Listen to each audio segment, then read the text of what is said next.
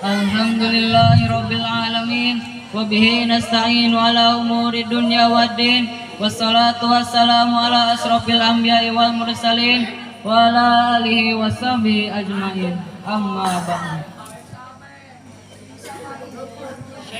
Pertama-tama yang paling utama, marilah kita panjatkan kehadirat Allah yang Maha Ghafur. Karena berkat kudrat iradatnya, kita bisa berkumpul di tempat yang mulia. Salawat berserta salam marilah kita panjatkan kepada Nabi besar kita, yakni Habibana wa Nabiyana Muhammad Sallallahu Alaihi Wasallam. Dan tak lupa kepada keluarganya dan sahabatnya, tabi'atnya yang kita cintai. Syekhuna Al-Mukarram wal-Mukarramah, pimpinan Pondok Pesantren Al-Mansyuriyah dan keluarga besarnya yang kami muliakan. Guru ngaji serta dewan juri yang kami hormati, dan tidak lupa juga seluruh rekan-rekan seperjuangan yang kami cintai. Semoga semuanya selalu diberi kesehatan dan dalam ridho Allah Subhanahu wa taala. Hadirin yang kami muliakan. Al-Qura itu seorang ilmuwan terbesar pada abad ke-20. Beliau mengatakan agama tanpa ilmu adalah pinjam, sedangkan ilmu tanpa agama adalah buta. Kalimat ini menunjukkan bahwa agama tidak hanya mengandung stidul ilmi, tidak juga mengandung risalah dan ilmiah.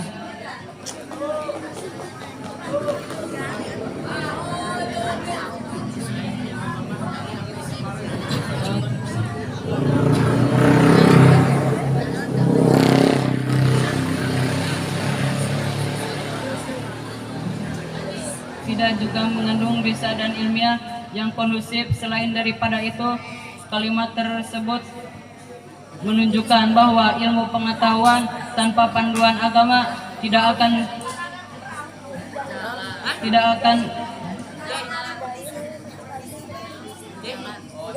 akan berjalan dengan benar, justru dapat membuangkan waktu yang gak bisa menghasilkan nilai tertentu. Ketika Nabi Muhammad SAW sampai di kota Madinah, ia membuatkan peradaban baru, memunculkan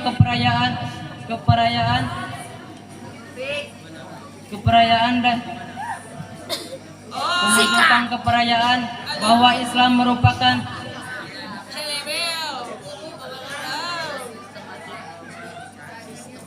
sistematik dan juga yang tidak hanya berdimensi logika,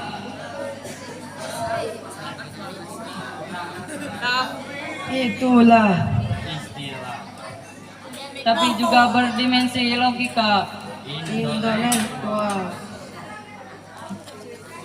Al-Quran merupakan firman Allah yang Allah turunkan atas permukaan bumi ini. Salah satu fungsinya adalah kuda lintas sebagai petunjuk bagi manusia. Maka tak salah Islam menyatakan Islam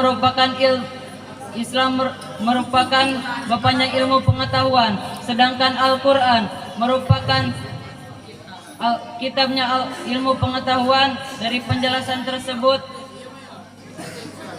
terbuat hati kami untuk merangkaikan sebuah sarahan yang berjudul Al-Quran sebagai sumber ilmu pengetahuan, dengan landasan ayat suci Al-Quran surat Al-Baqarah ayat pertama yang akan dibacakan oleh rekan saya. A'udzu billahi minasyaitonir rajim. Bismillahirrahmanirrahim. Alif Lam Ra. Kitabun anzalnahu ilaika litukhrijan nasa minadh dhulumati ilan nur biidzni rabbihim ila siratil azizil hamid. Aku berlindung kepada Allah dari godaan setan yang terkutuk. Dengan menyebut nama Allah yang Maha Pengasih lagi Maha Penyayang. Ini adalah kitab yang kami turunkan kepadamu Muhammad, agar engkau mengeluarkan manusia dari kegelapan kepada cahaya terang benderang atas izin Tuhan, yaitu menuju jalan Tuhan yang Maha Perkasa, Maha Terpuji. Hadirin yang kami muliakan, Profesor Dr. Landas Muhammad Quraisybah dalam tafsiran Al-Misbah jilid kedua, beliau menjelaskan tentang pentingnya Al-Quran dengan disebut oleh Allah Subhanahu wa Ta'ala kalimat Al-Dulmah yang berarti aneka gelap, sedangkan kalimat An-Nur terbentuk dalam bentuk tunggal. Hal ini yang mengisyaratkan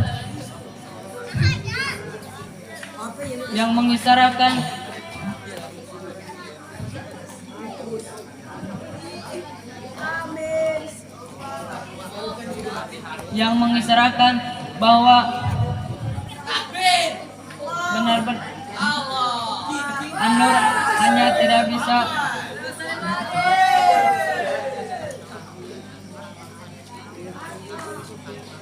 dengan An-Nur hanya bisa menerangi tanpa tidak berarti yang memberikan gelap.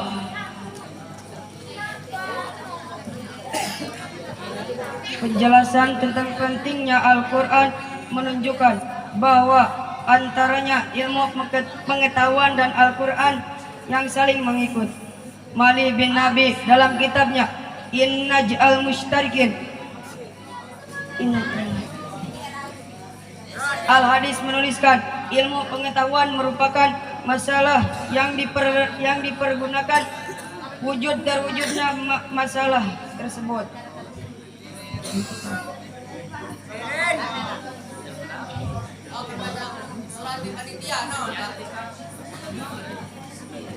Hadirin yang kami muliakan, lalu bagaimana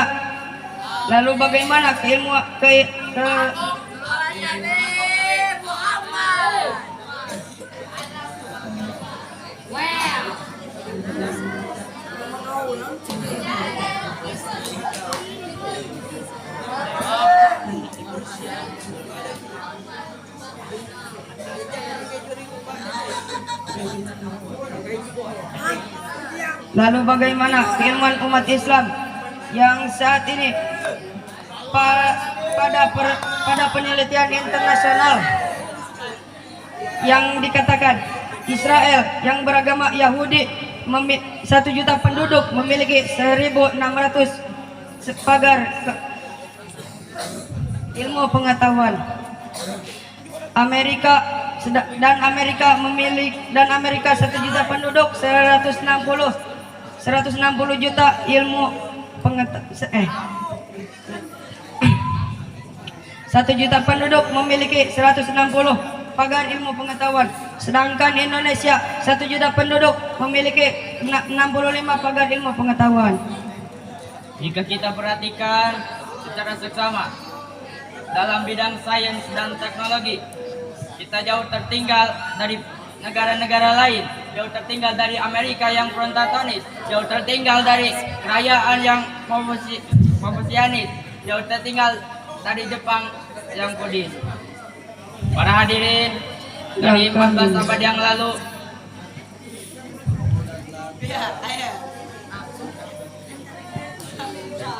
sudah diperintahkan untuk menggali ilmu pengetahuan dan mengambil pelajaran dari diri sendiri. Maka dari itu, baca Al-Quran supaya hidup teratur. Bacalah Aryam supaya lahir karya-karya luhur. Dan bacalah diri kita supaya hidup tidak takabur. Para hadirin, menjadi kesimpulan bahwa Al-Quran adalah sumber ilmu pengetahuan, dan bahwa Al-Quran dan untuk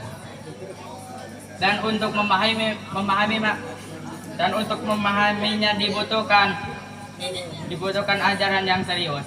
Hadirin yang kami muliakan, cukup sekian yang kami sampaikan. Mohon maaf bila ada kesalahan dan kekurangannya. Wabillahi taufiq wa hidayah. Wassalamualaikum warahmatullahi wabarakatuh.